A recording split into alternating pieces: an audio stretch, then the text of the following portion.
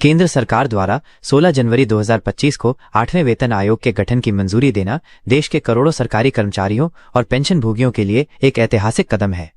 इस निर्णय से लगभग 1 करोड़ से अधिक लोगों की आर्थिक स्थिति में महत्वपूर्ण सुधार होने की उम्मीद है। नवीनतम रिपोर्ट्स के अनुसार इस आयोग की सिफारिशें 2027 से प्रभावी हो सकती हैं, जिससे सरकारी कर्मचारियों की वेतन संरचना में बड़ा परिवर्तन आएगा। ये कदम महंगाई दर के अनुपात में कर्मचारियोऔर की आय को संतुलित करने की दिशा में उठाया गया है। फिटमेंट फैक्टर में संभावित बदलाव। वर्तमान में 7वें वेतन आयोग के तहत लागू 2.57 फिटमेंट फैक्टर की तुलना में 8वें वेतन आयोग में यह 1.83 से 2.86 के बीच निर्धारित हो सकता है।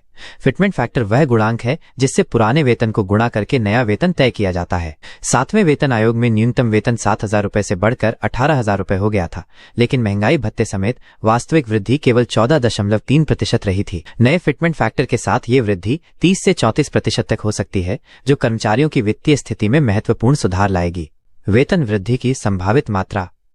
ब्रोकरेज फर्म एविट कैपिटल की रिपोर्ट के अनुसार नए फिटमेंट फैक्टर के लागू होने के बाद विभिन्न स्तरों के कर्मचारियों की सैलरी में व्यापक बदलाव होगा। लेवल 1 के कर्मचारी जिनकी वर्तमान बेसिक सैलरी 18,000 रुपए है, उनका वेतन 30,000 से 50,000 रुपए के बीच हो सकता है। इसी प्रकार लेवल 2 के कर्मचारी जिनकी वर्तमान सैलरी 19,900 रुपए है, उन्हें भी समानुपातिक लाभ मिलेगा। यदि फिटमेंट फैक्टर 2.86 तक निर्धारित होता है तो न्यूनतम वेतन 35,000 रुपए तक पहुंच सकता है, जो वर्तमान से लगभग दोगुना होगा। पेंशन भोगियों को मिलने वाले लाभ। 8वें वेतन आयोग का प्रभाव केवल कार्यरत कर्मचारियों तक सीमित नहीं रहेगा, बल्कि पेंशन भोगियों को भी इसका सीधा लाभ मिलेगा। पेंशन की गणना भी फिटमेंट फैक्टर के आधार पर की जाती है, इसलिए नए वेतन आयोग से सेवानिवृत्त कर्मचारियों की पेंशन में भी उल्लेखनीय वृद्धि होगी। ये वृद्धि बुजुर्ग नागरिकों की आर्थिक सुरक्षा को मजबूत बनाने में सहायक होगी और उन्हें महंगाई के दबाव से राहत दिलाएगी।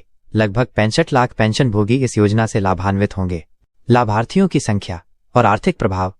सरकारी आंकड़ों के अनुसार 8वें वेतन आयोग से कुल मिलाकर 50 लाख कार्यरत कर्मचारी और 65 लाख पेंशन भोगी यानी कुल 1.15 करोड़ लोग लाभान्वित होंगे। इस वेतन वृद्धि से केंद्र सरकार पर अनुमानित 1.8 लाख करोड़ रुपए का अतिरिक्त वित्तीय भार पड़ेगा। हालांकि ये एक महत्वपूर्ण राशि है, लेकिन कर्मचारियों की बढ़ी हुई आय से उनकी क्रय शक्ति में वृद्धि होगी, जो अर्थव्यवस्था के लिए सकारात्मक होगी। इससे बाजार में मांग बढ़ेगी और आर्थिक गतिविधियों को बढ़ावा मिलेगा। भविष्य की संभावनाएं और तैयारी। 8वें वेतन आयोग की सिफारिशों के 2027 से लागू होने की संभावना को देखते हुए सरकार अपनी वित्तीय योजना में आवश्यक संशोधन कर रही है। आयोग के सदस्यों की नियुक्ति और कार्य की शर्तों को अंतिम रूप देने की प्रक्रिया चल रही है। कर्मचारियों और पेंशन भोगियों को सलाह दी जाती है कि वे आधिकारिक घोषणाओं का इंतजार करें और समय समय पर .gov.in का लिंक वेबसाइट की जांच करते रहें।